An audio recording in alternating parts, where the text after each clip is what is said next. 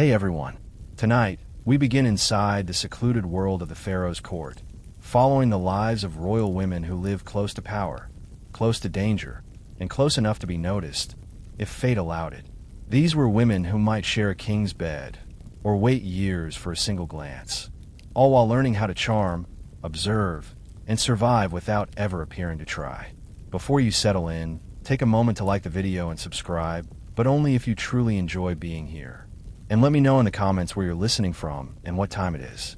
I always love seeing how far this story travels, across time zones, across continents, maybe reaching you while you're wrapped in a blanket with a warm drink nearby.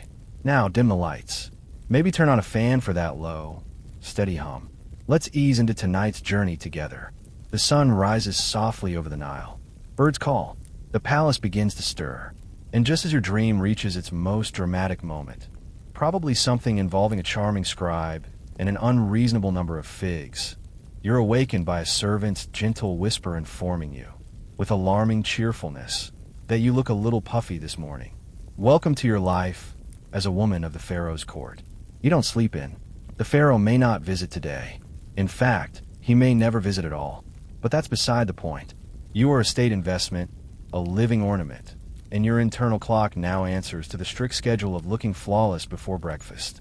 You're lifted from your linen sheets, scratchy but fashionable, and a bronze mirror is placed into your hands. This is not kindness. It's inspection. How's your complexion? Any rebellious eyebrow hairs? Have your lips lost that soft lotus petal sheen? These aren't idle questions. Your future could depend on whether your face looks just a little more radiant than the woman still sleeping beside you. Next comes stretching, not for strength but for posture. A crooked back ruins a profile, and a ruined profile can sentence you to the eternal category of perhaps later. For 10 minutes, you walk back and forth balancing a bowl of scented water on your head, smiling as if this is exactly how you hope to start your day. Then breakfast arrives. A platter of dates, figs, and possibly a single pomegranate seed that someone cut in half to encourage portion control. You eat slowly because nothing ruins a lure like chewing. Across the room, other concubines do the same, each trying to look casual while also performing a silent, exhausting competition called who blinks least while making eye contact with no one. The servant returns. She suggests a cool compress for your under eyes, which is code for you look like someone just told you the Pharaoh prefers harpists. You comply. The cloth smells of lavender and ambition. And so the day begins, not with grandeur, not with glory, but with an endless parade of tiny, effortful rituals designed to make you appear effortlessly divine. You haven't spoken a word yet. You haven't left the room, but you've already fought your first battle, waking up and looking like you haven't aged in the last 12 hours. Spoiler, you'll have to do it again tomorrow. Bath time as a concubine is not about hygiene. It's about transformation. You are not just a woman with sleep crust in her eye. You are a vessel of royal potential. And apparently that vessel needs to be soaked, scrubbed, shaved, and basted like a sacred goose before it's considered presentable. You're led to the bathing chamber, which smells like a perfumery collided with a citrus orchard. The water has been steeped with lotus petals, jasmine oil, and something labeled fragrance of divine intention. It's less of a bath and more of a scented baptism. You're not just rinsing, you're entering the morning's first performance. Two attendants approach with sponges that are both gentle and oddly judgmental. You're scrubbed with ground natron, a salty mineral powder that exfoliates dead skin, shame, and any remaining memories of village life. Every inch of you is polished like a ceremonial offering. Then comes the hair removal. Every strand below the eyebrows must vanish. Waxing, plucking, shaving, choose your torment. Body hair is seen as unsightly, unsanitary, and worst of all, common. You grit your teeth as the wax cloth is yanked and remind yourself queens don't complain. They hiss politely. After that, oiling thick, rich almond oil is poured over you by someone who speaks only in compliments. You're massaged until your skin gleams and you slip slightly on the floor, trying to stand. You've become a human candle. And now the perfume. It's not spritzed. It's layered. First a musky base oil, then a citrus middle note, then a floral top. You smell like a deity or a fruit basket attending a wedding. This scent will cling to you all day, which is the goal. If you pass by the Pharaoh and he sneezes, that's not allergies. It's a tactical victory. Finally, you're handed a clean linen shift, semi-transparent naturally, and gently reminded to sit upright for the next hour so the oils can settle with grace. Translation: don't ruin the shine. You're now clean, not because you were dirty, but because expectation demands it. You've completed your ritual. After your ceremonial bath, you enter the next phase of the morning, the assembly of your face. Forget inner beauty. You'll need to earn divine favor with outer cheekbone symmetry and eyeliner, so sharp it could be considered a military asset. You're seated in front of a polished bronze mirror, the ancient Egyptian version of a beauty influencer's ring light. A cosmetics attendant approaches, carrying what looks like a miniature painter's kit. Powdered galena, red ochre, crushed carmine beetles. You are about to become a living fresco. First, eyeliner. Black coal is applied with the same seriousness one would expect from a priest handling sacred scrolls. The line must be precise, not too thick, unless you want to look like you're auditioning to be embalmed, not too thin, lest someone mistake you for a scribe's intern. It's a delicate balance between mystery and menace. You're told to hold still, which is helpful advice if you weren't currently being poked in the eyeball with a reed stick. One tear and the whole thing smudges. Then you'll look weary, and weary women don't get summoned by pharaohs. They get reassigned to linen folding duty. Next comes the lip color. Red ochre mixed with animal fat, because nothing says romance like beetle paste chapstick. Your lips must look plump yet humble, which is apparently a real instruction. You try not to overthink it. Then blush. A light dusting across the cheeks to imply youthful vitality. Even though you haven't had a proper night's sleep since the last flood season, high-status fatigue must be masked. You're not allowed to look tired, only pensive. A slave girl steps forward with an eyebrow comb from ivory. Eyebrows are shaped to reflect dignity, fertility, and possibly political allegiance. No one's quite sure anymore. You nod in approval, as if you understand the eyebrow hierarchy. Last comes perfume, again, this time applied behind your ears and on your wrists, because that's where the pharaoh might someday make casual contact, assuming he's bored enough to drop by. You're now beautiful, polished, and possibly flammable. You glance at yourself in the mirror. You look like someone who belongs in a tomb mural, offering lotus flowers to a god. All you need now is a god who's hiring. Once you've been bathed, buffed, oiled, shaved, painted, perfumed, and told you're glowing, but not as much as yesterday, it's time for breakfast. The Haram dining hall isn't exactly a bustling mess hall. It's more like a fashion runway where everyone sits down. Dozens of women gather, dressed in sheer linen that whispers, approachable but ambitious. They glide toward their low tables with the precision of a crocodile stalking a heron, silent, slow, and absolutely sizing each other up. Your meal is elegantly minimal.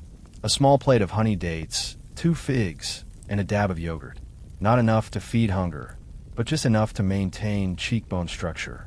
You eat gracefully with 3 fingers, only because apparently forks are still 1,000 years in the future and gluttony is for widows and scribes. And this is where the passive aggression begins. Oh, your call is so bold today. Someone coos from across the table, smiling with every tooth except her eyes. You thank her politely while mentally noting that her eyeliner is crooked and her earlobes are uneven.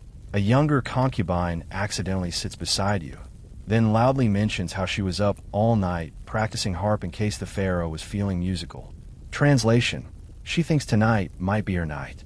You smile, chew slowly, and let a single fig seed sit dramatically on your lip like a statement of war. Conversations swirl around you.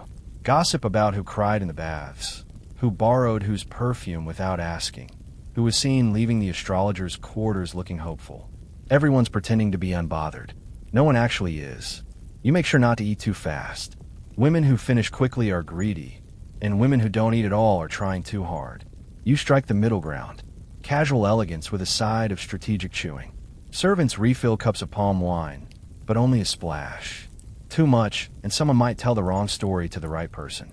Breakfast ends with a ceremonial brushing of teeth using a chewed twig and a bit of natron. You smile into your bronze mirror and think, one more meal survived. One more war disguised as brunch. After breakfast, you'd think it might be time to relax. Maybe take a nap. Maybe do something productive. But no, you are now entering the most exhausting phase of your day, visibly existing in an aesthetically pleasing manner. This is not rest. This is performance art. You're assigned to the relaxation gallery, which sounds lovely until you realize it's a curated space designed for two things: looking gorgeous and being seen looking gorgeous. You and 24 other concubines lounge on embroidered cushions arranged to maximize profile angles and minimize shadows. There's no slouching. Posture must imply nobility, fertility, and mild but tasteful boredom. You're allowed to choose your activity as long as it's something ornamental. Reading hieroglyphs aloud is too intellectual. Playing a harp is ideal. Smelling flowers while gazing wistfully at a palm tree is encouraged. Anything that gives off divine but available. If you're exceptionally brave, you might practice accidental elegance, like letting your sandal fall off while stretching, or sighing thoughtfully as if pondering the mysteries of love, politics, or your non-existent pension plan. These are carefully rehearsed micro-dramas designed to be noticed without appearing to want to be noticed. Some of the newer girls try too hard. They strike poses that scream, "Pharaoh, pick me," with the subtlety of a temple gong. These efforts are met with polite applause and immediate whispers. You, however, are experienced. You know the trick isn't to look like you're trying. The trick is to look like you're being effortlessly ethereal while calculating exactly how much effort it's taking. Every once in a while, a scribe or messenger walks by. You pretend not to notice. You shift ever so slightly in a better light. You are a statue pretending to breathe, a lotus in linen. And if by chance word reaches the Pharaoh that the third girl on the left had an air of mystique today, then congratulations. Your decorative effort has paid off. You've officially spent 2 hours doing nothing beautifully. And in this palace, that's not laziness. That's strategy. After you've elegantly existed for an hour or two, posture on point, gaze misty and mysterious, it's time for the educational portion of your day. Don't get too excited. This is not the kind of education that ends in degrees or job offers. This is concubine school, where the curriculum consists of being interesting enough to hold the Pharaoh's attention for 6 minutes without giving him any dangerous ideas about women being clever. You file into a sunlit chamber where instructors await, draped in scholarly linen and armed with wax tablets. Today's lessons: harp tuning, poetry recitation, and how to tilt your head thoughtfully while discussing dreams. Music is the most respected skill. A concubine who can pluck a harp string just right can practically rearrange court hierarchies. You're taught traditional love songs, all of which include lines like, "My heart blooms like the papyrus reed, and your eyes are more intoxicating than date wine." You're encouraged to mean it, or at least to fake it with appropriate shoulder movement. Poetry follows, not writing it. Heavens no. That's for old men with back problems. You recite it softly with emotional restraint. You practice saying things like, "The moon weeps for my longing," without giggling, even though everyone knows the moon is too busy controlling tides to care about your relationship status. Sometimes a priest teaches you a few basic hieroglyphs. Not too many. Just enough to write "Pharaoh is radiant like Ra," or "I dreamed of lotus blossoms." Anything more complex risks sounding like you have opinions. You're also drilled in mythology. Specifically, how to compare the Pharaoh to various gods without getting the pantheon wrong. Anubis is strength. Th is wisdom. Ra is power. Never mix them up unless you want to be remembered as that one girl who called the Pharaoh a jackal. At the end of the session, you're quizzed. Not formally, of course, just tested with subtle questions like, if the king asked you your favorite god, what would you say? Correct answer: whichever one he reminds me of. Your education may not prepare you for the outside world, but if the Pharaoh ever asks for a song, a poem, or a well-placed compliment, you'll be ready. Sort of. Now that you've recited enough poetry to qualify as a sentimental statue, it's time for refinement drills. A daily routine designed to make you move like smoke, smile like a goddess, and never, ever trip over your own feet in front of royalty. First up, walking practice. Yes, walking. You'd think you mastered that sometime around age 2, but no, not here. In the harem, walking isn't transportation. It's a performance. You're expected to glide across marble as if your feet barely touch the ground. Unfortunately, your sandals are slippery, the floors are polished, and there's always one girl secretly hoping you fall. To help, your instructor hands you a clay jug filled with water and sets it on your head. The goal? Walk the length of the corridor without spilling a drop or developing a lifelong resentment for upper body tension. Every step is a negotiation with gravity and pride. Once you've survived that humiliation, it's time for dance drills. You and the others are arranged in a line and taught to sway like river reeds, but sexier. Arms up, hips loose but not too loose. You're still supposed to be respectable.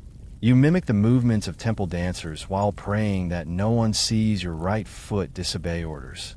Mistakes are met with constructive criticism. Well, mostly just regular criticism. You're stiff, says one instructor. Your rhythm is hesitant, says another. You nod graciously while plotting to stab your own shadow with a hairpin. Then comes a gesture lesson. Concubines don't point. They extend. They don't wave. They fan. Everything must appear effortless, even when your arm's gone numb and your perfume is starting to evaporate. Next, you're reminded of how to kneel with devotion, but no desperation.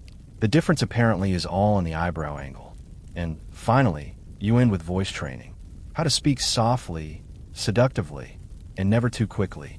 You practice saying "my Lord" 20 different ways, each with a slightly different meaning, ranging from "I am humbled by your greatness" to "please stop breathing near me." You're sweating, you're sore, and you've achieved precisely 0 things of measurable value. But you walk prettier now, which in this palace is everything. Once your daily regimen of balancing, bowing, and fake sighing concludes, you return to the common rooms, which function as the ancient Egyptian equivalent of a break room. If that break room were filled with silk-clad women locked in a silent war over eye contact and seating arrangements. And here, gossip isn't just a hobby. It's a life skill. In fact, it's arguably the most useful survival tool in the concubine toolkit. Some girls get ahead by dancing, others by smiling. But the truly dangerous ones, they know everything. And more importantly, who else doesn't? You sit near a group of women threading beads. The conversation starts innocently enough. Something about which servant accidentally dropped a fruit bowl in front of the scribe. But within 5 minutes, the topic shifts to who got new jewelry, who was seen leaving the astrologer's room with smudged eyeliner, and who's been mysteriously quiet since last week's sandal fitting. Names are never said directly, only implied. The tall one with the heavy perfume. You know, the girl who always looks like she's about to sneeze. Everyone nods. Everyone knows. The senior concubines don't talk much. They listen because real gossip isn't just juicy, it's currency. If you know the Pharaoh prefers honeyed wine to date wine, that's leverage. If you know which priest his mother doesn't trust, that's insurance. You contribute carefully. Say too little and you're irrelevant. Say too much and suddenly you've accidentally offended Badet and find yourself demoted to folding ceremonial napkins. Some of the more experienced women even keep coated wax tablets. Not diaries, mind you, but tactical observation logs. A spreadsheet of betrayal, envy, and who coughed during the harp solo. And of course, there's the double gossip. When someone tells you a secret about someone who already told you that same secret, that's when things get interesting. That's when you start playing palace chess. You never gossip directly about the Pharaoh. That's suicide. But about the other concubines, it's not just allowed. It's expected. You're doing your civic duty, really. By the end of the hour, you've learned more than in poetry class, and you've made eye contact with 3 potential future enemies. Success. After your morning of posturing, powdering, and palace espionage, it's time to settle in for the highlight of every concubine's day. The long, suspenseful wait to maybe possibly be summoned by the Pharaoh. Now, let's be clear. He probably won't come.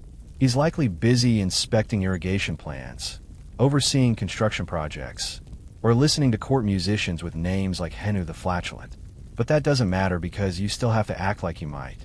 You're led to the waiting chamber, a gilded room filled with cushions, incense, and women sitting in the same 3 poses. Serene but alluring, restful yet radiant, and desperately pretending not to care. You pick a spot near the window, so the natural light hits your cheekbones just right. Not that you practiced this or anything. A servant enters. All heads subtly turn. Is she here to summon someone? No, she's refilling the fruit bowl. Still, a moment of electric tension passes as you wonder if your gray placement was regal enough. You shift positions every 15 minutes, not to get comfortable. Comfort is forbidden, but to keep your limbs from going numb in the event you're summoned and expected to glide like moonlight. You also practice looking surprised, but grateful in case your name is actually spoken aloud. Some girls humbly, others read love poems they wrote themselves, which is both tragic and brave. One girl is quietly plucking at her lute like she's serenating fate itself. You sip wine, pretend not to judge her, and mentally edit her lyrics for better rhyme. Hours pass. A breeze stirs the linen curtains. Somewhere down the corridor, a sandal slaps against stone. Everyone freezes. Then silence. False alarm. Someone was just heading to the latrine. You exhale politely. Inside your soul does a small scream. Eventually, a servant does appear and call someone else's name. There's a ripple of forced enthusiasm. You smile as if thrilled for her. She floats past, smug and barefoot, smelling like victory and rose oil. You're left with your thoughts, your carefully posed limbs, and the lingering smell of disappointment. He didn't visit today, but he might tomorrow. And so you stay, beautiful, poised, and hopelessly prepared for a man who probably doesn't remember what you sound like. If the Pharaoh's harem were a garden, it wouldn't be one of those peaceful lotus ponds poets write about. No, it's more like a perfectly trimmed hedge maze filled with smiling tigers. Every concubine here is sweet, perfumed, and actively plotting. You quickly learn that power here doesn't come from beauty alone. Everyone's beautiful. That's the entry fee. What actually counts? Alliances, influence, and the ability to say, "You look radiant," while thinking, "I hope your eyeliner melts." Some girls form tight little cliques, usually centered around whoever had a confirmed evening audience last week. These groups are part gossip club, part spy network, and part human chess game. Joining one is like marrying into a noble house. You gain protection, status, and lifelong suspicion. Then there are the floaters like you, the quiet observers, the ones who smile at everyone and trust no one. You listen more than you speak. You compliment more than you confess. And you always pretend you didn't hear what you definitely heard. Smiling is your most used tool. There's the polite smile, the supportive smile, the passive-aggressive smile, and the thank you for that completely unnecessary comment smile. You rotate between them like a seasoned diplomat. Some of the senior concubines have mastered what's known as the invisible war, where no insults are ever spoken, but entire careers are ruined through praise that's just a little too specific. Of course, she was chosen. The Pharaoh always liked women who look maternal. Occasionally, a new girl tries to be sincere. She opens up, shares her past, asks for advice. This usually ends with her being emotionally flattened by breakfast the next morning. Lesson learned. You discover that maintaining neutral alliances is an art form. Compliment one girl too often, and you're her servant. Compliment two, and you're a traitor. Compliment none, and you're distant. Best to compliment the cat, honestly. And through it all, you smile because smiling hides worry.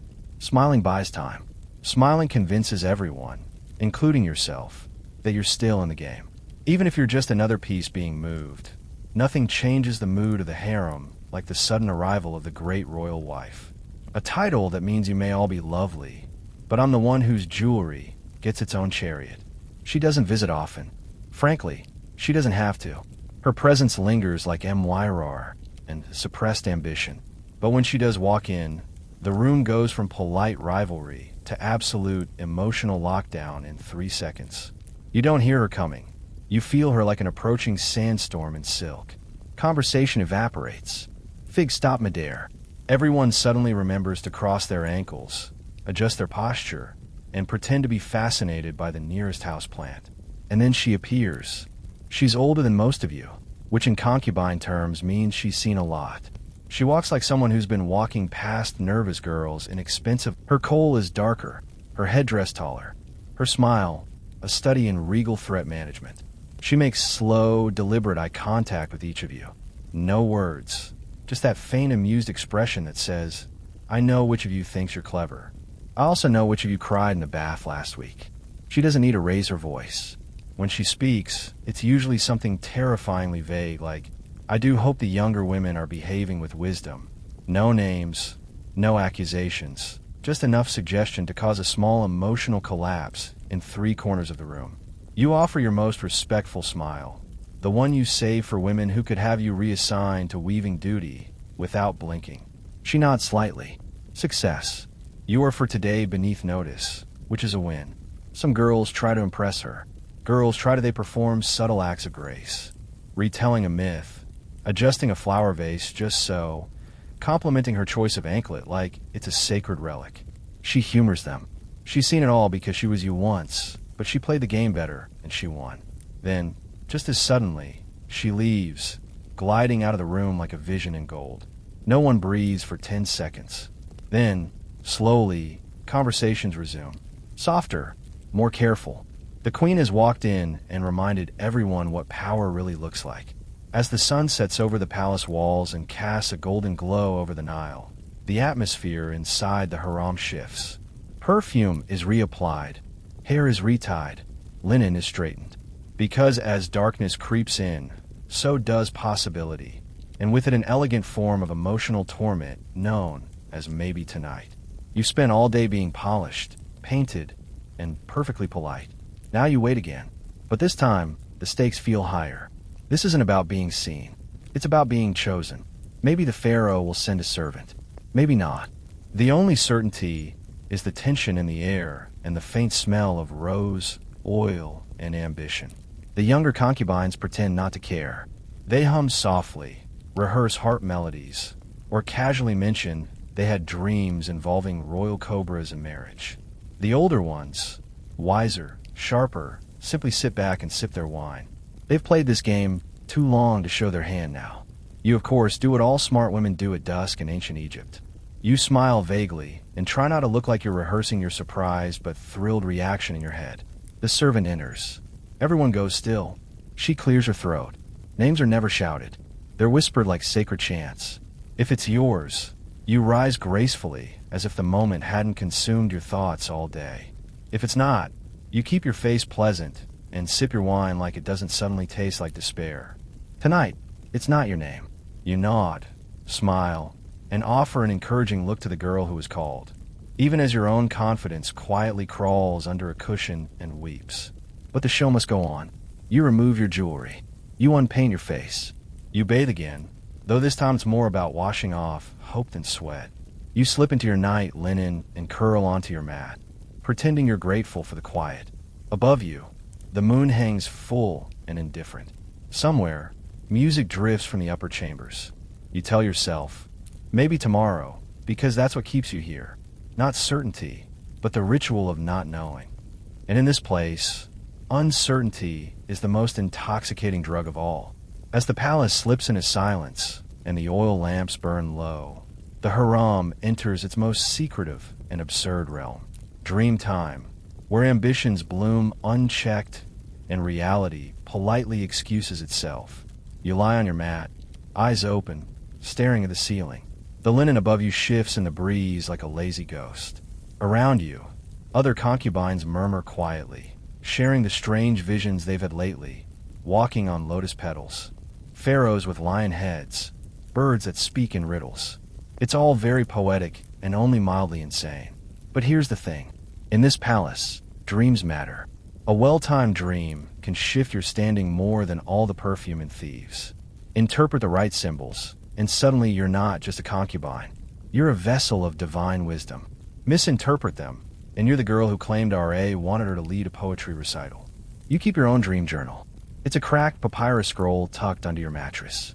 You write things like flooded courtyard, symbolic of emotional repression, or Pharaoh smiled at me, then turned into a fish. Less clear. If you ever find a priest who likes metaphors, this thing could catapult you into real influence, or at least better seating at breakfast. Sometimes dreams are shared strategically. One girl recently dreamt she saw the queen offering her lotus blossoms. Everyone knows it didn't happen, but now she gets invited to the queen's embroidery circle. That's the power of fabricated sleep visions. They're deniable and useful. You dream, too, of rising, of being more than decorative, of having your own estate, of whispering advice to the Pharaoh and him actually listening. Occasionally, you dream of just leaving, but then you remember. Outside the palace, There are fields, sandstorms, and husbands who chew with their mouths open. Inside, there's at least the illusion of opportunity. You roll over and whisper your latest dream to your friend. It involved a cat walking backward and offering you a crown. She nods like that's perfectly normal. Definitely bastard. She says power is coming. You both pretend to believe it, because here dreams are currency. Papyrus is cheap, and hope, however delusional, is the only luxury that's free. By your 14th bath and 29th fig, you start wondering what exactly is freedom. It's a word whispered sometimes, not often and never loudly, by the older concubines, usually after too much wine. They'll look off toward the distant hills and mutter things like, "I remember when I could walk to the market alone," or, "Once I picked my own hairstyle," and you'll nod respectfully while trying to picture a life where your biggest decision wasn't which incense blend to wear at dusk. On paper, you live in unimaginable luxury. Silk, music, security, and meals that don't involve scraping dates off the ground. But in practice, you have fewer choices than a basket of lentils. Want to leave the palace? That's adorable. You belong to it now. You are technically not a prisoner. But try walking past those guards with your eyeliner slightly smudged and see how far you get.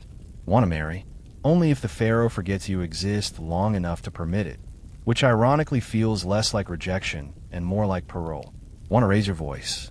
Only if it's in a love song or a gentle prayer for the Nile to flood favorably.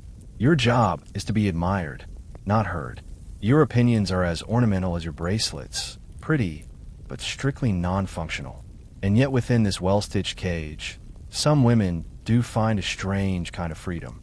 Not physical freedom, of course, don't be silly, but emotional, political, social freedom. The ability to influence which poem is recited at court, to suggest a priest be consulted, to whisper something to the queen's cousin that somehow changes the menu for a royal feast. It's not much, but it's something. You think about the village girl you used to be chasing goats, sunburned, covered in dust. She was free in the can go outside sense. Yes, but now you're free in the knows how to manipulate 3 noble families without lifting a finger sense. Is that better? You're not sure, but you do know that freedom here is never given. It's performed like everything else, and the better your performance, the less anyone questions whether you're free at all. One day, you won't be here anymore. Maybe you'll be replaced by someone younger with shinier hair and better loot skills. Maybe the Pharaoh will lose interest entirely and take up falconry full-time.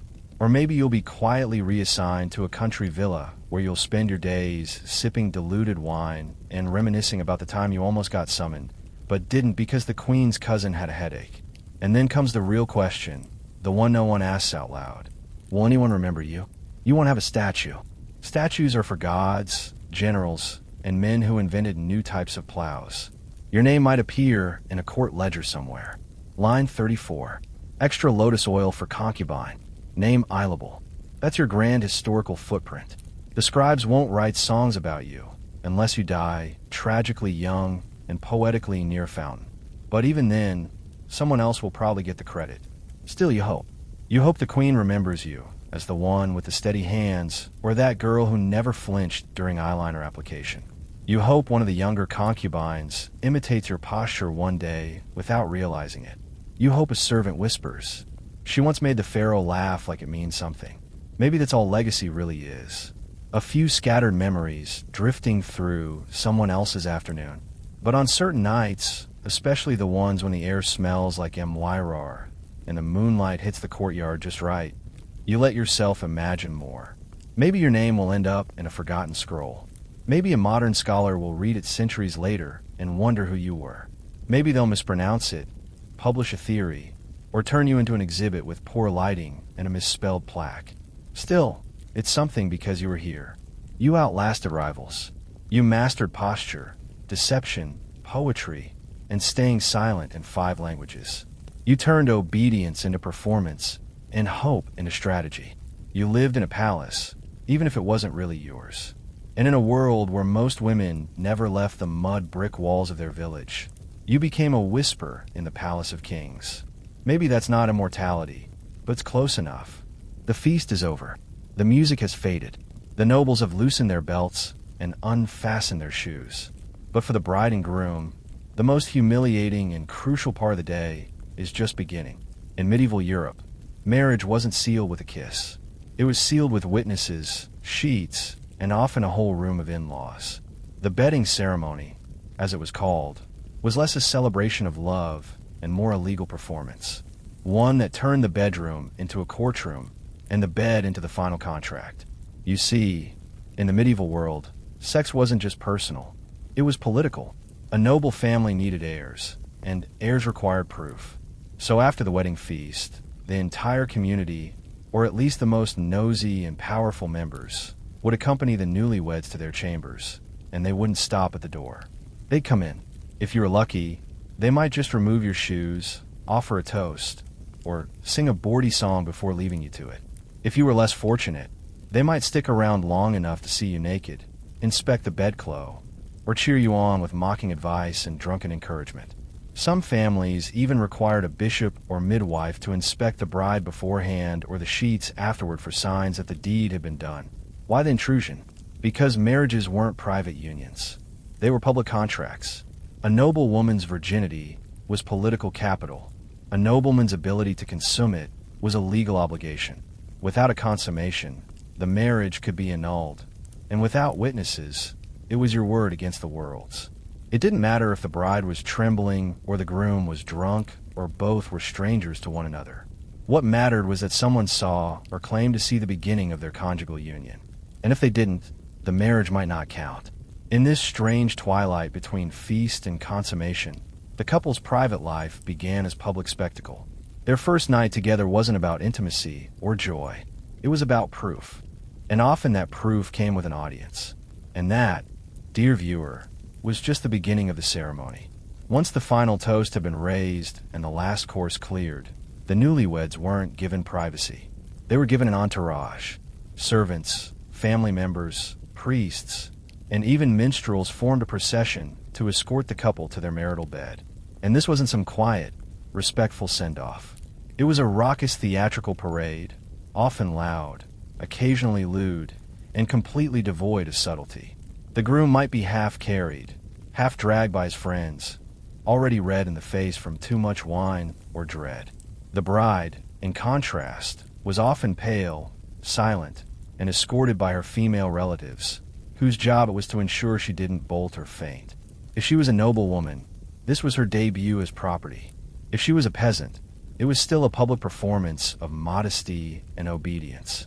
Either way, it was theater and everyone had a role to play. And the music? Oh yes, there was often music. Not sweet romantic violins, mind you.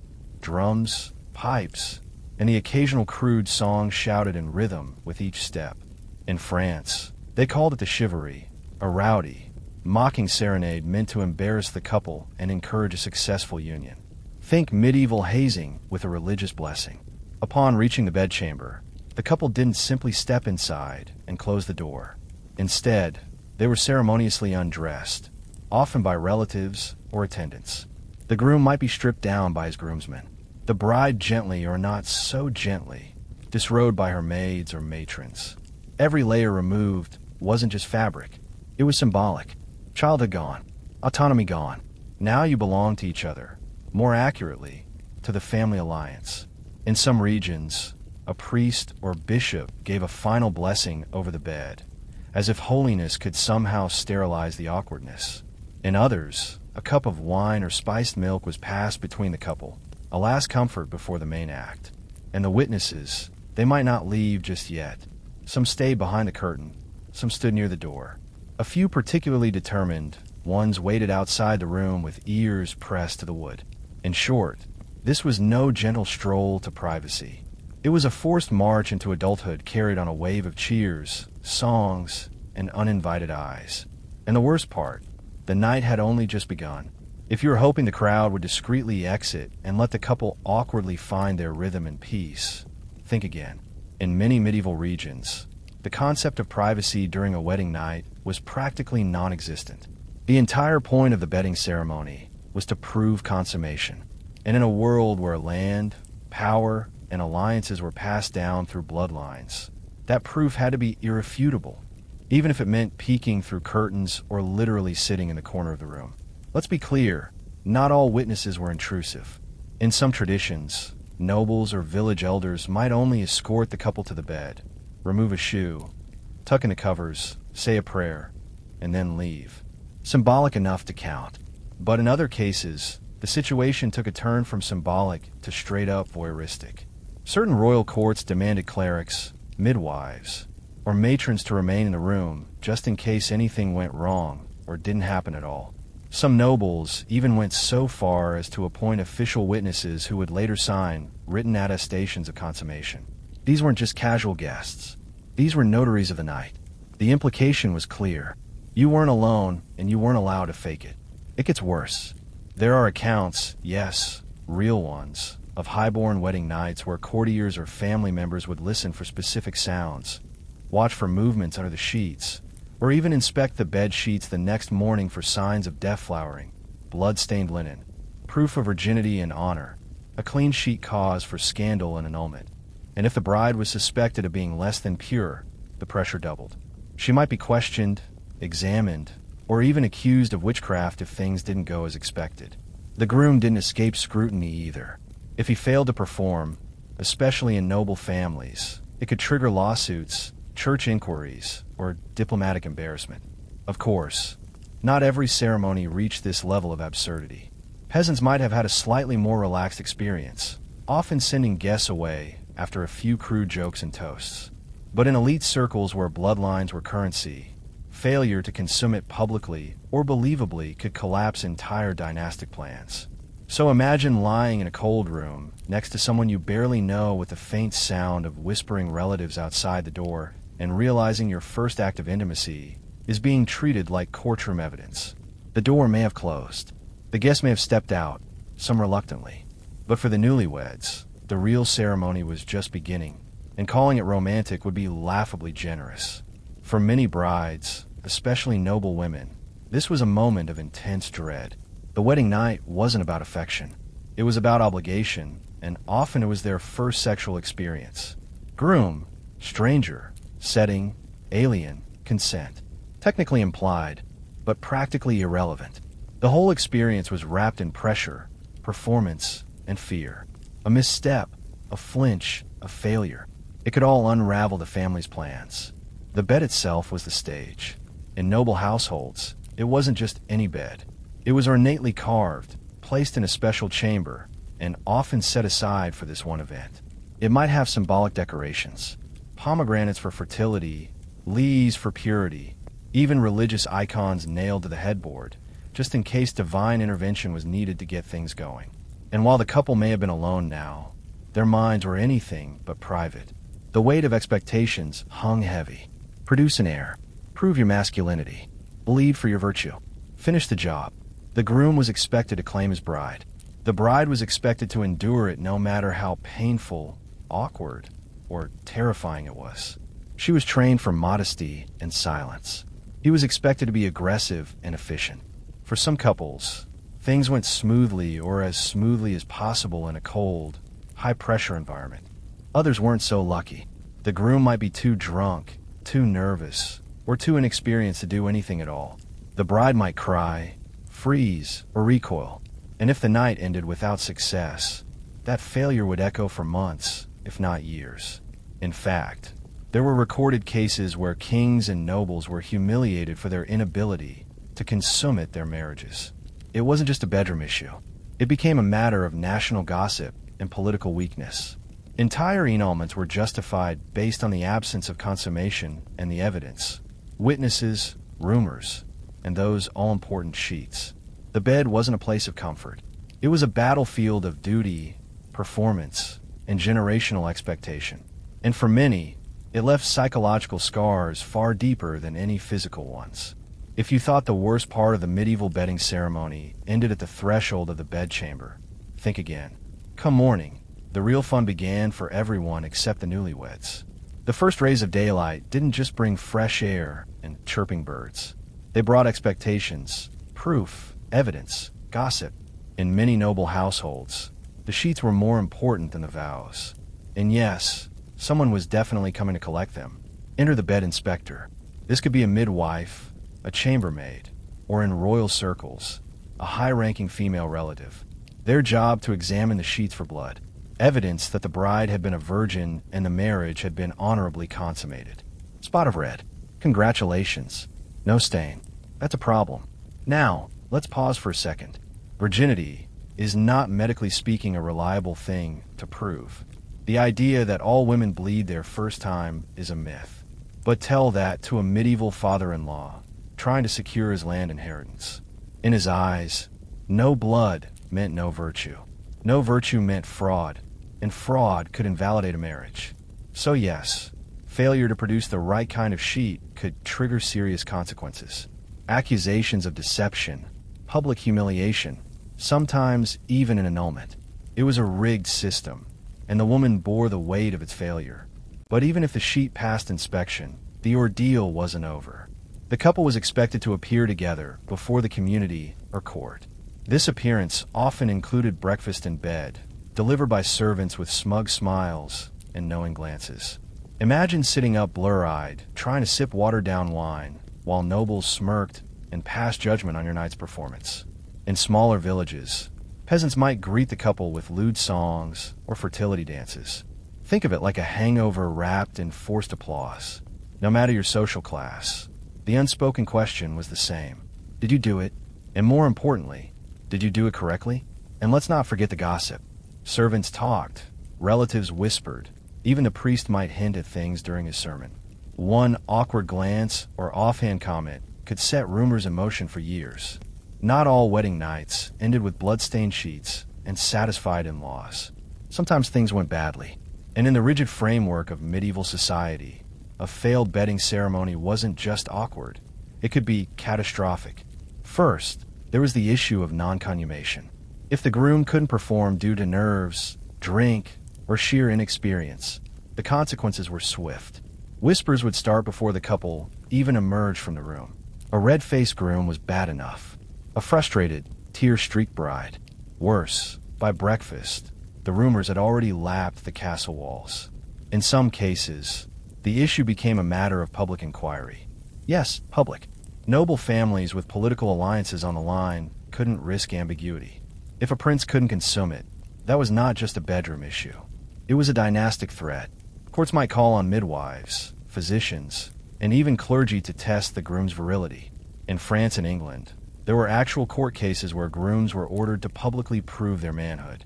One unfortunate nobleman in the 16th century had to submit to a full investigation, complete with witness testimony and physical examination, all because his bride said nothing had happened. On the bride's side, failure to bleed could lead to accusations of prior impurity.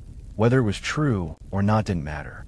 The stain was on her reputation, and her family's honor hung in the balance. Some desperate women resorted to faking the evidence, using animal blood or pricking their own fingers to stain the sheets. A risky tactic, but sometimes the only option. Then came the worst-case scenario, annulment.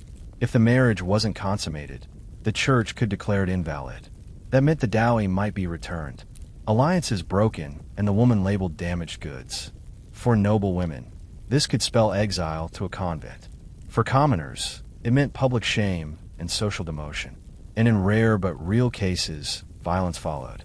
An enraged groom, humiliated and desperate to defend his honor, might accuse his wife of witchcraft, deception, or adultery. Women were beaten, imprisoned, or worse, all because of a failed expectation. What began as a ceremony of union could thus end in separation, scandal, or even punishment. The bedding ceremony was never just about sex. It was a public trial of bodies and reputations. And when the trial failed, it left wreckage behind. While the general concept of the bedding ceremony appeared across much of medieval Europe, the way it played out varied wildly from region to region. Each culture added its own flavor, some just awkward, others downright bizarre. In Scandinavia, for instance, the ceremony often involved the bride being carried, sometimes upside down, across the threshold of the bedchamber, symbolizing her transition from maidenhood to marriage. In more rural traditions, the groom's friends might try to sabotage the consummation by playing pranks, singing loudly, or even locking him out of the room as a joke. Brotherhood had its limits. Apparently, in Germany, it wasn't uncommon for the bedding to involve an actual bed race. Yes, A bed with wheels dragged through the village with the newlyweds on it, while neighbors banged pots and pans in celebration or mockery. The more noise, the better. It was believed to ward off evil spirits and subtlety. In Ireland, a more symbolic practice took place. While the bedding was still expected, the public part often stopped at the chamber door. But older women of the village might hover nearby, ready to offer fertility charms, advice, or less comfortingly, a critique of the bride's childbearing hips. Meanwhile, in France, the bedding was more of a legal spectacle. In royal courts, the bride and groom might sign documents in bed with clergy present to sanctify the act. And in particularly dramatic ceremonies, nobles would pull the bed curtain shut with a flourish as if drawing the curtain on a play, which in many ways it was. Spain, on the other hand, leaned heavily into Catholic symbolism. A crucifix might be placed above the bed with prayers recited before any physical act occurred. The church wanted to remind you this was not just passion. It was duty blessed by God. Passion, of course, was optional, and among peasants, things were generally more relaxed, though still public. A village might follow the couple home with torches, sing songs outside the door, or even sneak up to bang on the shutters mid-act. Romance, no. Communal entertainment, absolutely. No matter where you were, one thing was consistent. The bedding ceremony was never just for the couple.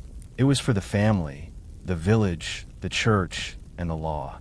The sheets might have varied, the songs might have changed, but the awkwardness that was universal. As strange and structured as the medieval bedding ceremony was, it existed in a world full of contradictions. It was sacred and crude, formal and ferical, deadly serious yet oddly comedic. And among all the rules, rituals, and superstitions, there existed an entire undercurrent of unspoken behaviors, things everyone knew, but no one ever said aloud. For instance, everyone knew the groom might be terrified. Sure, masculinity was prized, but not every young man came to the bedchamber with confidence or experience. If he failed to rise to the occasion, it was quietly blamed on nerves or too much wine or even sorcery. Wives were told to be patient or discreet or both. The bride, on the other hand, was expected to be silent, modest, and still. But behind closed doors, she might weep, plead, or simply freeze. These were taboo topics, never spoken about during morning gossip or courtly banter, but well known to mothers, nurses, and the older women tasked with preparing her. And then there was the humor. Because of course there was humor. The medieval world wasn't always grim and gray. It had room for mockery and mischief. The bedding ceremony was ripe for it. Drunken friends might swap the groom's nightshirt for a woman's robe. A chamber pot might be hidden beneath the covers. In some regions, guests tied bells to the bed so everyone would know exactly when the deed was done. It was crude, yes, but also a release valve for a ritual, so tense it could snap. Even priests sometimes got in on the joke, offering blessings with the thinnest of veils over double meanings. A line like, "May this union bear fruit in due season," wasn't always said with a straight face. Then there were the unspoken strategies. A nervous groom might rehearse with a prostitute weeks before the wedding night. A terrified bride might receive secret herbs to calm her nerves or dull the pain. Midwives had entire toolkits of tips from scented oils to gentle distractions. These things weren't written into law, but they passed down through generations like whispered recipes. In short, the bedding ceremony wasn't just a rigid ritual. It was a chaotic dance of pageantry, pressure, and pretense. Beneath the surface of formality lived fear, humor, empathy, and a desperate hope that someone, anyone, had done this before. The bedding ceremony may seem barbaric by modern standards, but for centuries it was a foundational ritual etched into the very fabric of marriage, law, and social identity. One night, one bed, one performance that could determine a woman's worth, a man's pride, and a family's future. Even after the Middle Ages gave way to more refined societies, traces of the tradition lingered. In the Renaissance courts of Europe, the public bedding became more symbolic, but it didn't disappear. In some royal weddings, kings and queens were still tucked into bed by bishops and noble women, with witnesses watching as candles were blown out. A theatrical wink to an old custom, but the implications remained. In rural villages, especially in Eastern Europe, Variations of the ceremony persisted well into the 19th century. The sheets were still inspected, songs were still sung, and the couple still performed under the collective gaze of their communities. Privacy, it seemed, was a luxury not afforded to those expected to produce heirs or obey tradition. The church, too, helped preserve the ceremony's legacy. Canon law insisted that consummation seal the marriage, not just the vows. In some cases, couples who had exchanged words but not bodies were still considered not truly married in the eyes of God. A quiet union in a forest, invalid. A public wedding confirmed by testimony, rock solid. What's perhaps most striking is how many of these ideas still echo today, albeit in subtler forms. The obsession with virginity, the pressure for newlyweds to have a perfect honeymoon night, the expectation that a couple's love must be proved physically, immediately, and preferably photogenically. The medieval wedding ceremony may be gone, but its ghost lingers in wedding night anxieties and societal judgments about sex and marriage. For the medieval couple, that night was more than a ritual. It was a trial by fire, a shared trauma, a moment they would never forget, no matter how their marriage unfolded afterward. Some bonded through the absurdity. Others were scarred by the pressure.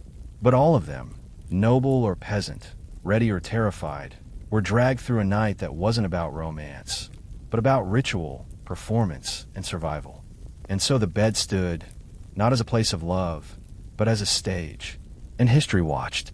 If you lived in medieval Europe and had a toothache, you were already in trouble. Because in this world, dental care didn't exist. Not in any form we'd recognize. Your teeth were on their own. No toothbrush, no toothpaste, no floss, no idea what bacteria was. The mouth was just another hole in your face. And if something went wrong in there, you dealt with it the same way you dealt with every other kind of pain, by gritting your teeth and praying to Saint Apollonia, the patron saint of dental agony. The average medieval diet didn't help. Bread was coarse, and often mixed with ground-up bits of stone from poorly milled flour. Meat was common, but rarely fresh, and vegetables were boiled into oblivion. Sugar wasn't yet the enemy. It was barely even on the scene in most parts of Europe. But decay still came fast. By your mid-20s, your smile likely resembled a haunted graveyard. Crooked, yellow, and missing several key residents. If you develop a cavity, it wouldn't be cleaned. It would fester.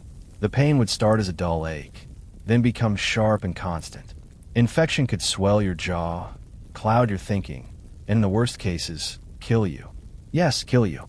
Dental abscesses could become fatal when the infection spread into the bloodstream or the brain. But nobody understood that back then. If you died, people assumed it was divine punishment, not bacteria eating you alive from the inside. To soothe the pain, you might be offered a puss of mashed herbs. If you had a little money, perhaps a honey and vinegar rinse, sweet, acidic, and completely ineffective. You might even be told to hold a hot poker near your cheek to draw out the evil humors. At best, these were distractions. At worst, they made the infection worse. Eventually, someone, probably your mother, your priest, or your local village wise woman, would look at you and say, "It has to come out." And that was the medieval solution to nearly every dental problem. Extraction, not repair, not healing. Just pull it and pray. And that's where things got interesting, because in the absence of real dentists, the job of yanking your rotten murs fell to people whose qualifications were, let's say, flexible. In the medieval world, if you wanted a tooth pulled, your options were limited, and none of them came with a license. You didn't go to a dentist. That word didn't even exist. Instead, you walked in the shop of the local barber surgeon, a man who might give you a haircut, lance a boil, amputate your leg, and rip out your mare all before lunch. Barber surgeons were the working-class doctors of the day. They weren't university educated. They didn't study anatomy with monks or debate Galenic theory in Latin. They learned on the job, often apprenticing under other barbers who taught them two essential things: how to sharpen blades, and how to keep a person alive long enough to charge them afterward. Tooth extractions were considered minor surgery, something messy, painful, and beneath the dignity of university-trained physicians. So, barbers took over. Their tools were basic but terrifying: iron forceps, long-handle pliers, curved hooks, and, in some cases, their bare fingers. None of them were sanitized. If you were lucky, The tools were wiped on a rag between patients. If you weren't, they were still sticky with someone else's blood. There was no anesthesia. A barber surgeon might offer you a stiff drink, a leather strap to bite down on, or prayer. You sat in a chair or just stood still and hoped your nerves held. Some barbers worked quickly, yanking the offending tooth in one brutal motion. Others needed several tries. If the tooth broke off mid-pull, they dig out the roots with a hooked instrument. This unsurprisingly caused screaming, flailing, and fainting. But barber surgeons weren't just butchers. Many took pride in their craft.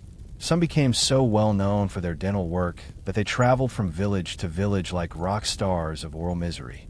They'd set up in market squares with signs advertising their skills. A popular technique was to display recently extracted teeth on a string or nail them to the post. Proof of experience, if not hygiene. Did the patients complain? Rarely, because in the medieval mind, the pain of a rotten tooth was worse than anything a man with pliers could do. And besides, if your barber botched the job, there wasn't exactly a dental malpractice board to file a complaint with. Not every medieval person waited for their teeth to rot out before doing something about it. There were attempts, strange, gritty, often questionable attempts at keeping the mouth clean. And the centerpiece of medieval oral care, tooth powder. Forget your sleek tube of mini toothpaste. Medieval tooth powder came in little ceramic jars or pouches made of linen.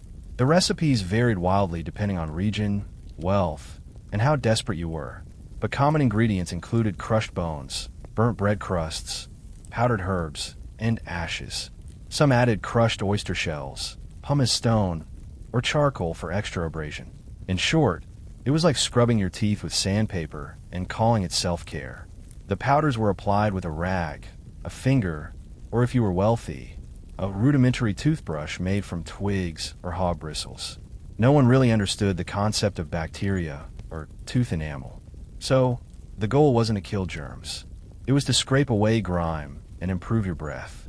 If your mouth smelled like death, you were probably considered unlucky, sinful, or French. Mint, sage, rosemary, and salt were popular additions. Not for hygiene, but for scent. They masked the odor of decay and made it slightly more pleasant to be in kissing distance. The upper class might import exotic spices like cinnamon or clove, crushed and mixed into their powders. For peasants, old soot and bone dust would do. Then there was honey. Yes, honey. Some medical texts actually recommended filling cavities with it based on the logic that honey was naturally antimicrobial, which it is, but also sticky and packed with sugar. So, the end result was like stuffing a wound with syrup. It may have calmed the pain temporarily, but it also accelerated the decay. And yet, it was still one of the better ideas they had. Some remedies ventured into the absurd. Powdered mouse skulls, boiled dog's milk, and even urine rinses were touted by certain quack physicians as cures for toothache. Did they work? Of course not. But when your gums were throbbing and your jaw was swelling, you'd try just about anything. In short, medieval oral care was less about prevention and more about survival. If your breath didn't kill your social life, the powder probably just wore your enamel down to the nerve. But hey, at least you tried. When medieval medicine failed, and it often did, people turned to the next best solution: magic, religion, or both. Because if crushed bone powder and honey-stuffed cavities couldn't fix the problem, maybe God or a charm tucked under your pillow could. Toothache in the medieval mind wasn't always caused by bad hygiene. It could be punishment for sin, the work of a malevolent spirit, or even the result of tooth worms. Yes, worms. Many people genuinely believed that little squirming creatures burrowed into their teeth and gnawed away at the roots. Some swore they saw them. Others believed the sound of pain, the throbbing, was actually the worms wriggling inside. To treat these imaginary invaders, you could try smoking them out. One common folk remedy involved blowing hot vapor from burning henbane seeds directly into the mouth. The idea: the worms would flee from the heat and die. More likely your gums would just blister and your bad breath would turn lethal. Then there were toothache charms, often written on parchment and worn around the neck. Latin prayers, astrological symbols, or even nonsense scribbles were believed to carry healing power. If the charm failed, you could always invoke St. the martyr who had all her teeth pulled out and became the patron saint of dental sufferers. Her image was carried in pockets, carved into church walls, or worn on amulets by people clutching their cheeks in agony. The church, for its part, tried to walk the line between superstition and salvation. Monks often acted as doctors in monasteries, offering herbal remedies and prayers in equal measure. Some medieval medical texts written by clergy advised fasting and confession as a way to purify the humors and ease tooth pain. Others simply told you to offer a mass and hope for divine mercy. For wealthier patients, the church sometimes offered holy relics for healing: a bone fragment from a saint, a vial of blessed oil, or a sliver of the true cross. Just place it near the sawtooth and wait. You might still die of sepsis, but you die feeling spiritually clean. At the end of the day, when no powders, pliers, or prayers worked, the medieval mouth became a battlefield between faith and infection, one where neither side had a particularly good track record. In the medieval world, pain wasn't something to be avoided. It was something to be endured, like bad weather or your in-laws. There were no anesthetics, no Novocaine, and certainly no soothing ocean soundtracks piped in during treatment. Pain was expected. In some ways, it was even respected. Tooth extraction wasn't a quiet clinical affair. It was a public performance of agony. Picture this. You're slumped in a wobbly wooden chair, cheeks swollen, your mouth open while a man in a blood-stained apron rummages around with iron tongs. There's no sedative, no sterilization, maybe a gulp of strong wine if you could afford it, maybe a prayer if you couldn't. The barber surgeon would grip the offending tooth and pull, twist, or wedge it out. If it broke, which it often did, they'd keep digging. The pain could be so intense that people fainted or vomited. Some bit clean through their own lips, try not to scream. Others were physically restrained by assistants or relatives, and still they came. Because as bad as the procedure was, the pain of a rotting tooth was worse. Some barber surgeons took pride in minimizing suffering. They worked fast, confidently, like medieval cowboys of the jaw. Others were just winging it. There are records of teeth being shattered, jaws dislocated, or entire chunks of gum torn out. If the wound got infected afterward, and it often did, you simply lived with it or didn't. Even more grim, some dentists claimed to treat multiple patients in a row using the same unwashed tools. No boiling, no wiping, not even a rinse. One mouse bacteria passed to the next like a cursed relay baton. The concept of cross-contamination didn't exist yet. And if you were unlucky enough to develop a post-extraction abscess, you could find yourself back in the same chair. This time, begging for someone to lance the swelling with a knife. So why didn't more people just tough it out? Because the pain of doing nothing often became unbearable. And in an age when prayer, honey, and powdered bone dust couldn't help, ripping the tooth out by force was the only option left. And pain, that was just part of the price of survival. No numbing, no apologies, just iron and willpower and a bucket for the blood. Not every dental horror took place in a dark back room. In fact, some of the loudest screams came from the village square, right between the sausage vendor and the man selling geese. That's because many medieval extractions happened out in the open, courtesy of traveling tooth pullers. These weren't trained professionals. They were showmen, itinerant peddlers who moved from town to town, setting up makeshift stalls at fairs and market days. They wore flamboyant clothes, carried massive sets of pliers, and claimed to cure every ailment from toothache to heartbreak. Some even had fake credentials, scrolls in Latin no one could read, or blessed instruments covered in fake gold leaf. Their strategy was simple: attract a crowd, create a spectacle, and yank some teeth. They'd start with a loud pitch, boasting of their miracle cures and gentle hands. Sometimes they used a planted assistant, someone who pretended to have a toothache and was cured on the spot. The crowd, eager for free entertainment and mildly sadistic fun, would cheer, jeer, and egg on the next victim. The puller would call for a volunteer, usually someone in real pain, and the performance began. The tooth was yanked out in front of everyone, held aloft like a trophy. Blood, that was part of the thrill. Screaming, even better. It proved the man was doing real work. After the extraction, the tooth puller might sell homemade remedies, bottles of herbal elixir, clove-soaked rags, or mysterious powders to keep the rot away. These were usually just mixtures of spices and wine, but they gave the illusion of afterart. Whether they helped or not didn't matter. The crowd left entertained, the toothless man left dazed, and the puller left with a pocket full of coins. Some were surprisingly skilled. Others left a trail of broken teeth, split lips, and lawsuits, if such things had existed. Either way, they served a purpose. In places where no barber surgeon operated and monasteries were miles away, these men were the last resort. They were medieval dentistry's answer to a drive-through. Quick, dirty, and unforgettable. So, next time you're sitting in a climate-controlled office staring at your dentist's polished tools, remember you could be in a muddy village square surrounded by chickens while a man in a feather hat holds your mare up to a cheering crowd. If you thought having royal blood meant better dental care, think again. Medieval kings and queens might have owned gold, jewels, and castles, but their teeth were just as terrible as everyone else's. In some cases, even worse. The upper classes had access to more food, but that didn't mean healthier options. Nobles gorged on sweet meats, dried fruits, white bread, and wine, all of which were devastating for teeth.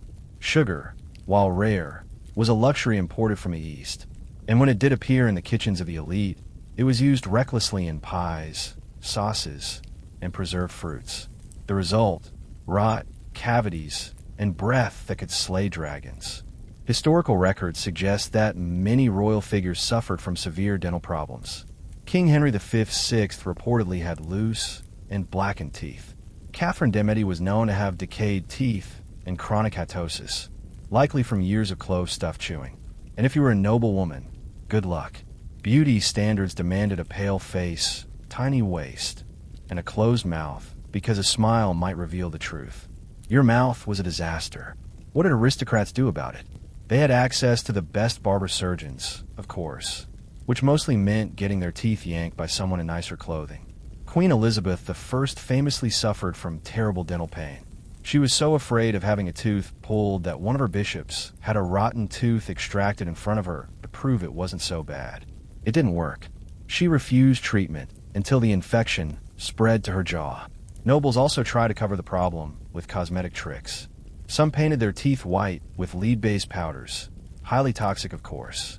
Others chewed perfumed pot oil to mask the stench of decay. Perfume for the mouth. Imagine that. No wonder courtships happen mostly through letters. In portraits, you'll notice royal smiles are rare. That wasn't an artistic choice. It was practical. Smiling showed your teeth. And if your mouth looked like a battlefield of broken enamel, better to keep your lips firmly shut. So while peasants screamed in village squares and merchants stuffed honey into myrrhs, the royals suffered behind velvet curtains, hiding their crumbling smiles with jewels, etiquette, and denial. While extractions and tooth powers dominated the dramatic side of medieval dentistry, the daily reality was filled with strange habits, persistent myths, and a few surprisingly practical routines if you knew where to look. Let's start with the basics. Most people didn't brush their teeth in the modern sense, but that doesn't mean they did nothing. Chewing sticks were common, especially among the poor. Twigs from aromatic trees like hazel, juniper, or mallow were frayed at one end and used to rub the teeth. Think of it as a primitive toothbrush with built-in flavor. Not effective against cavities, but better than letting roast goose sit on your murs for 3 days. Mouth rinses were another staple. People gargled with vinegar, wine, or even urine. Yes, urine. Based on the belief that its warmth and acidity could cleanse the mouth and kill invisible humors. Monks recorded recipes combining red wine, cloves, and sage, boiled and cooled to use as a rinse. Spicy and antiseptic, almost. Then there were the myths. Some believed that rubbing crushed emeralds or pearls on the teeth would keep them white. Others claimed that kissing a donkey, yes, a donkey, would cure toothache. The logic, something to do with transferring pain. Still others thought a spider's web packed into a sawtooth would catch the pain and trap it. The spider was less thrilled. Breath was also a major concern, especially among the upper class. Bad breath wasn't just gross. It was considered a sign of spiritual decay. As a result, people chewed on fennel, cloves, and anise to keep their breath fresh during public events, court appearances, or confessions. The irony, of course, was that many of the things they chewed, like sugar-coated nuts, contributed to the very decay they were trying to hide. Children were taught early that tooth pain was a punishment for lying or gluttony. Some were made to pray every time they ate sweets. Others were given amulets to wear during teething, little bones, bits of coral, or charms etched with prayers. So, while dental science was still centuries away, the medieval person did what they could. Armed with superstition, sticks, and stubbornness, they navigated oral hygiene as best they could, dodging decay with home remedies, prayers, and whatever wasn't nailed down in the ear garden. By the end of the medieval era, mouths across Europe were in shambles. But something was beginning to shift. Slowly, painfully, and with more trial than success, medieval dentistry began its long crawl toward becoming a real science.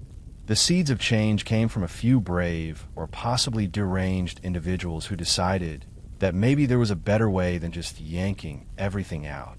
Late medieval and early Renaissance manuscripts began to include illustrations of teeth, jaws, and even primitive dental instruments. Arabic medical texts, particularly those of Avicenna and al-Zahrawi, were translated and circulated, offering more advanced ideas about oral hygiene and anatomy. Ideas far beyond bone powder and barber pliers. Monasteries, too, began to keep better records. Monks documented successful treatments, refined herbal rinses, and even recorded which patients lived after tooth extractions, and which, well, didn't. Trial and error may be grim, but it's still data. By the 14th and 15th centuries, the barber surgeons were beginning to separate. Some chose to specialize in surgery, and a few even focused on the mouth. The idea of a tooth specialist began to emerge. Not respected, not licensed, but at least recognized as something different from the guy who shaves your beard. Cities began to regulate street pullers, forcing them to register or apply for permits.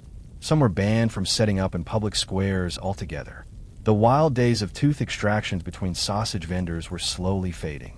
Emphasis shifted from spectacle to sanitation, though sanitation still mostly meant washing your hands in wine and hoping for the best. And perhaps most telling, people began to fear tooth pain less and fear bad teeth more. The aesthetics of the mouth were slowly gaining social currency. By the Renaissance, white teeth were seen as a mark of beauty, not just health. Perfumed pastes and enamel polishes made from crushed coral became fashionable among nobles. Smiling in portraits, even slightly, began to make a cautious return. Of course, real dentistry, complete with drills, fillings, and anesthesia, was still centuries away, but the path had been cleared.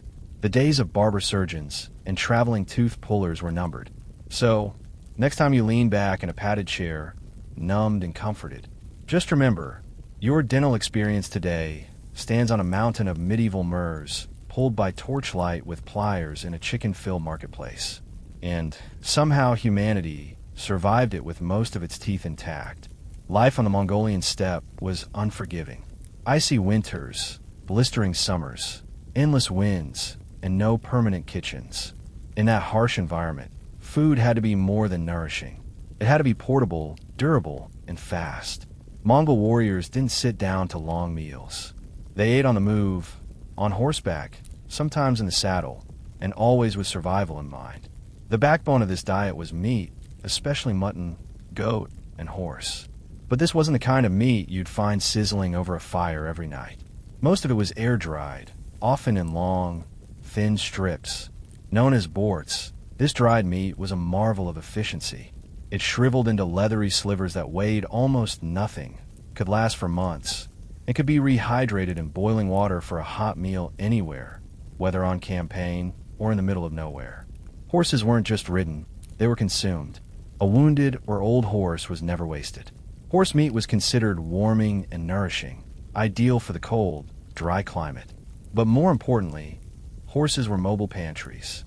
A Mongol could ride with a bag of borts tied to his saddle and a source of milk beneath him, his own mount. That milk, of course, became arag, the fermented Mars milk that was both a drink and a cultural icon. It was sour, fizzy, slightly alcoholic, and deeply tied to Mongol identity. A warrior could milk his horse, ferment the liquid in a leather bag hanging from the saddle, and drink it within a day or two. No bottles, no brewing vats, just steppe ingenuity. Grains and vegetables were rare in the open plains. The nomadic Mongols didn't farm. They herded. So bread, grains, and fruits weren't part of the daily routine. Instead, they relied on animal fat, meat, milk, cheese, and yogurt to survive. Even blood was consumed in emergencies, drawn from a horse's neck with a small cut, then sealed, keeping both horse and rider alive on the move. This wasn't a cuisine built for pleasure. It was built for conquest. Compact, rugged, high-calorie, and mobile, just like the warriors who ate it. And it fueled one of the largest empires the world has ever seen. If there was one drink that defined the Mongol spirit both literally and figuratively, it was arag. Also known in some regions as kumis, this fizzy fermented Mars milk wasn't just a beverage. It was a symbol of identity, strength, hospitality, and sometimes survival. To make air, Mongols milked their mares. Yes, female horses, up to 6 times a day during the summer months. This milk was then poured into a leather sack, usually made from animal skin, and hung from the yurt's doorway or saddle. It wasn't left alone. It was stirred constantly, sometimes by hand, sometimes by passing children tasked with kicking or punching the bag as they ran past. Fermentation needed movement, and Mongols had no shortage of it. After a day or two, the milk would sour and fizz, transforming into a slightly alcoholic, tart, cloudy drink with a kick strong enough to lift a weary rider's spirits. IG wasn't distilled like vodka.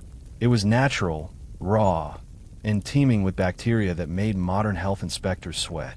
But for Mongols, it was the nectar of life. Ira served many purposes. It quenched thirst. It provided vital calories, and it gave a buzz that Mongol warriors described as clarifying rather than dulling. In hot weather, it cooled. In cold weather, it warmed. During feasts, it was poured generously. During negotiations, it was offered with a bow. To refuse it was not only rude, it was deeply insulting. Guests arriving at a Mongol camp were traditionally greeted with a shallow silver bowl of arag. It was customary to take at least a sip, even if the taste shocked the tongue. Foreign visitors often described it as smoky vinegar churned with yogurt or milk that had gone too far. But for the Mongols, it was a sacred drink, and no feast, no matter how grand, was complete without it. There were also variations. Older arag could be distilled into a stronger liquor called airi, clear, sharper, and not for the faint of heart. This became the Mongol version of spirits used in toasts, rituals, and sometimes even in medicine. In short, arag was more than just fermented milk. It was fuel for the steppe, a tool of diplomacy, and a cultural cornerstone. To understand Mongol food is to taste arag, sour, wild, and unforgettable. The Mongol army didn't conquer half the known world on an empty stomach. Their battlefield rations were stripped down, brutal and effective, just like their campaigns. Forget army kitchens or supply caravans. Mongol warriors carried their food with them, sometimes tucked into their saddlebags, sometimes under the saddle itself, slowly warming as they rode. The most critical staple was barts, strips off-dreed meat, usually mutton or horse, sliced thin and left to dry in the open air until it became tough and leathery. It was as close to jerky as one could get without seasoning or sugar. Lightweight and nutrient-dense, barts could be eaten raw, like trail mix, or boiled into a simple soup. One handful could sustain a man for an entire day. But Mongols didn't stop at meat. They also relied heavily on fat, especially in the form of cakes or dumplings made with rendered mutton fat, flour, and sometimes dried cheese. These high-calorie snacks were brutally efficient, dense, greasy, and packed with enough energy to power a horse raid at full gallop. They didn't melt, spoil, or crumble. You could ride for days with one stuffed in your sleeve. In colder regions, warriors also drank broth made from boiled animal bones, a rich, oily stock that helped maintain warmth and energy during long campaigns. Combined with dried meat and fat, it created a kind of proto-stew that could be heated quickly over a fire, or even with hot stones dropped into a pot of water. For longer marches, warriors sometimes mixed BS with water in a flask, letting it steep throughout the day. By nightfall, they had a makeshift soup without needing to stop and cook. It wasn't delicious, but it worked.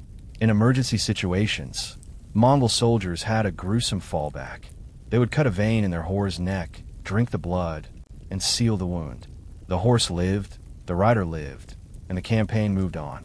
There were no fancy sauces, No spices, no courses. Mongol warrior food wasn't meant to be enjoyed.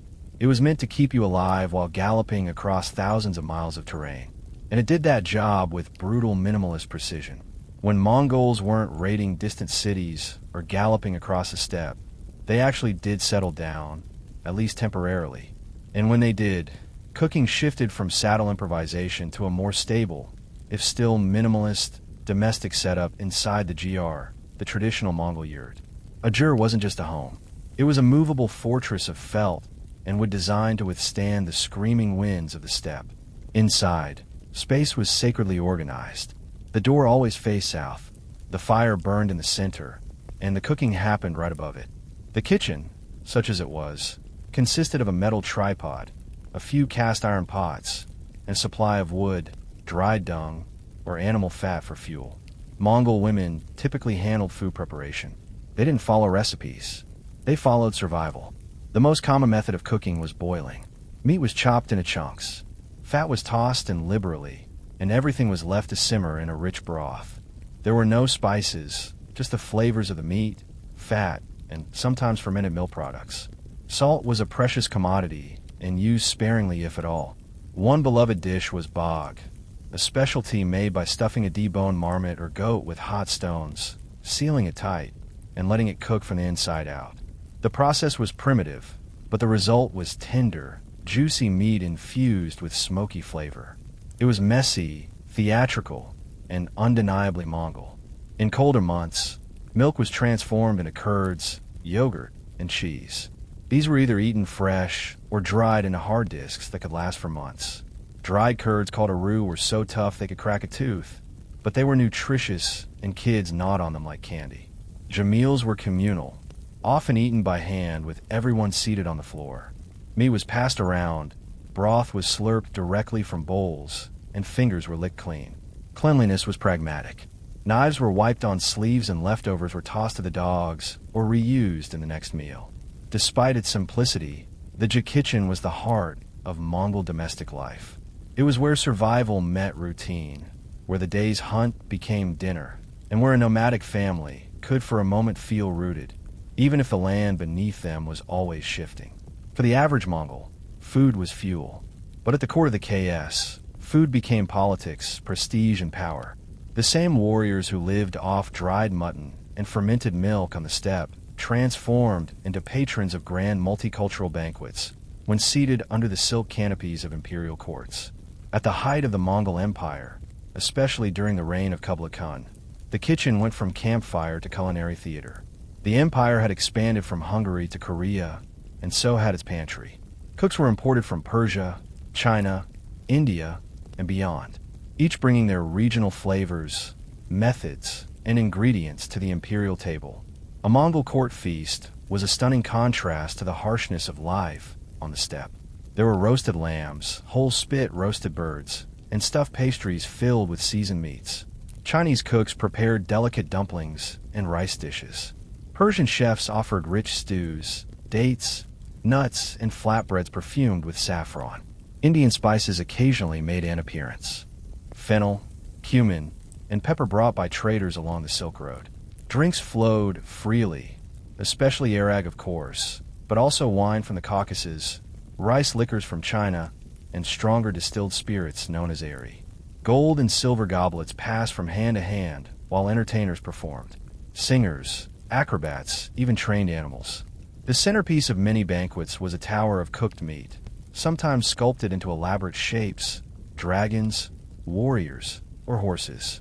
It was a display of both abundance and imperial power. To feed this meant you could conquer anything. Yet even amid the extravagance, Mongol culinary values remained. Meat was king, dairy was sacred, and waste was frowned upon. Slabs of mutton still showed up beside delicacies. Bowls of broth were offered before and after the feast, symbolizing the humble origins of the nomads, now sitting on silk cushions. What made Mongol court feasts unique wasn't just the volume of food. It was the fusion. The empire's reach turned its kitchen into a diplomatic buffet, a showcase of diversity held together by the unshakable stomach of a people raised on boiled fat and fermented milk. To dine with a KN wasn't just to eat. It was to taste the empire itself, In the Mongol Empire, food wasn't just nourishment or even celebration. It was a diplomatic weapon. A bowl of broth or a shared cup of fermented mare's milk could be more powerful than any treaty scroll. To sit and eat with a Mongol leader was not simply hospitality. It was recognition, a ritual of loyalty, and a test of mutual respect.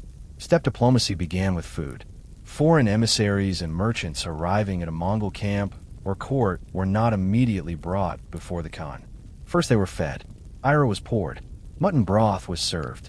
The quality and order of dishes revealed everything. How honored the guest was, whether the Mongols considered them a friend or someone to watch. Declining food, especially arag, was a diplomatic disaster. Refusing to drink with the Mongols signaled distrust or superiority. Worse yet, it could imply disgust. To insult a nomad's food was to insult their identity. More than one negotiation ended prematurely because a delegate from some European court refused to sip the sour bubbling drink of the steppe. And just like that, talks collapsed. But for those who embraced the ritual, the rewards were enormous. Merchants who shared their own dishes, dried fruits from Persia, dates from Baghdad, wine from Armenia, often found themselves welcomed, protected, and given special trading rights. The Mongols appreciated novelty, but only if it was offered with humility. Feasts were often used to cement alliances. Marriages, military agreements, and new vassals were celebrated over long tables strewn with lamb ribs and bowls of boiled dumplings.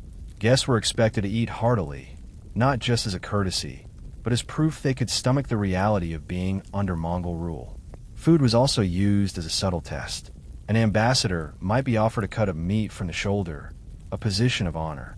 If the meat came from the rump, it was a polite way of saying, "You're not that important." A bowl of rich broth indicated respect. A bowl of thin milk, bare minimum. In the Mongol world, diplomacy began with the teeth. And to survive it, you had to know when to chew, when to toast, and when to nod politely with a mouthful of boiled fat. For a nomadic people constantly on the move, food preservation wasn't just smart, it was life-saving. Without pantries, cellars, or marketplaces, Mongols had to turn their diet into something mobile and shelf-stable. And they managed to do that using nothing more than wind, sun, salt, smoke, and sheer practicality. The most iconic preservation technique was air drying. Meat, especially mutton or horse, was sliced into narrow strips and hung from ropes strung between yurts or saddles. The cold, dry Mongolian air did the rest.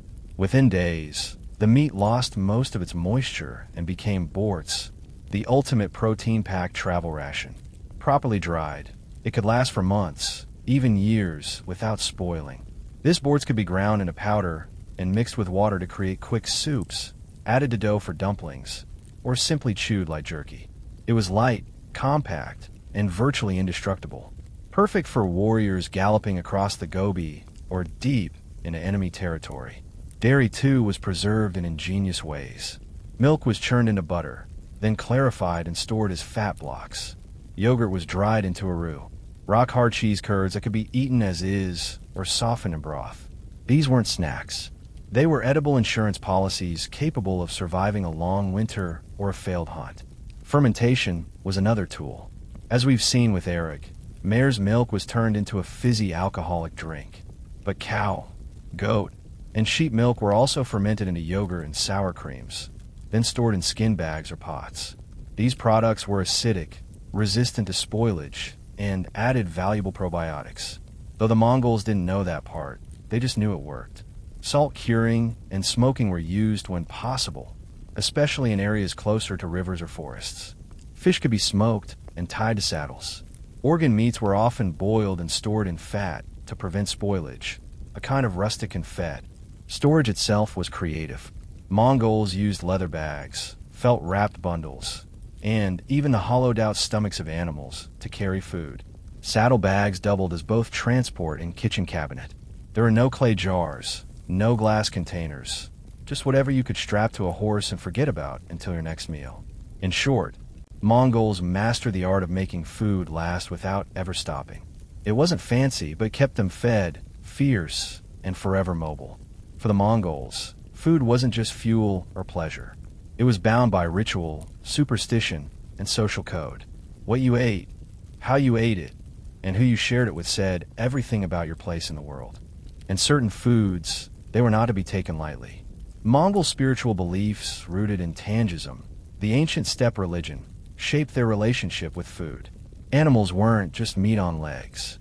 They were sacred life givers.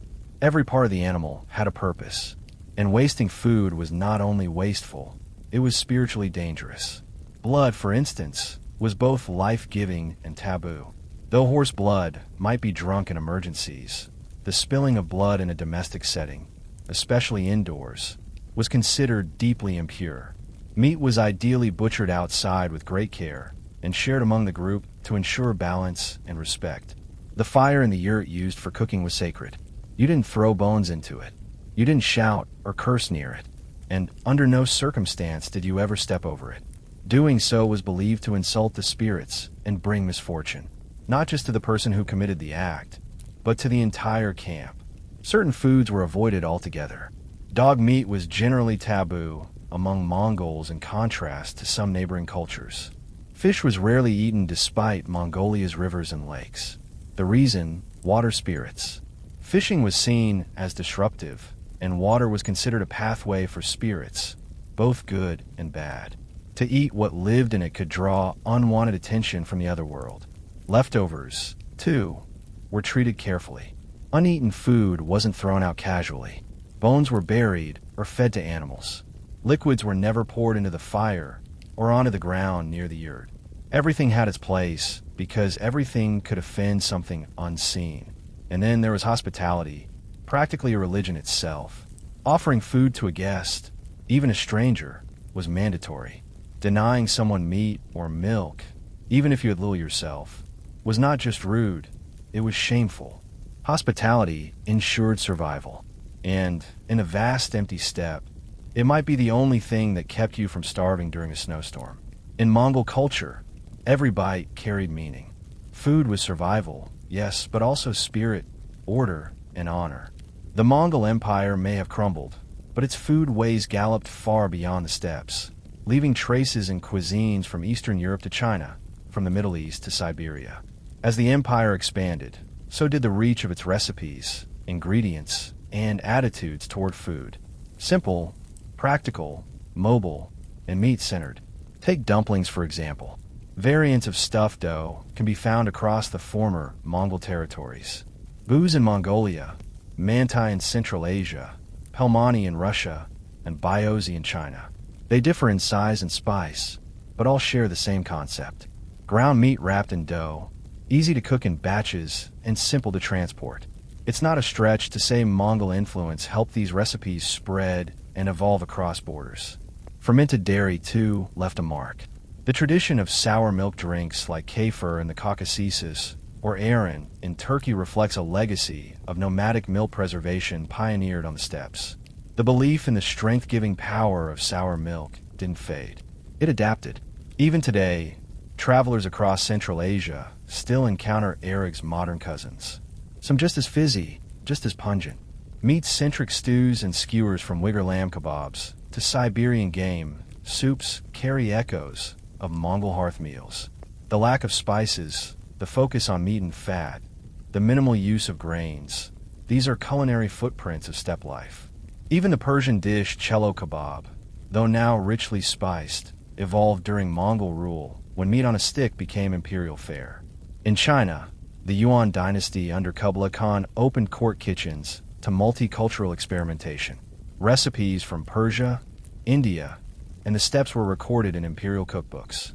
Mongol court banquets influenced Ming-era cuisine, layering Central Asian stews into the foundations of Chinese hot pot culture. But perhaps the strongest legacy is the attitude that food is power.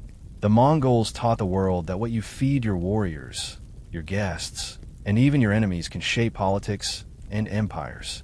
They proved that a man could live off borts and fermented milk and still conquer kingdoms. Today, the food of the Mongol Empire survives and echoes in the tang of yogurt, the stretch of dumpling dough, the sizzle of lamb over coals. You just have to know where to look and be brave enough to take a bite.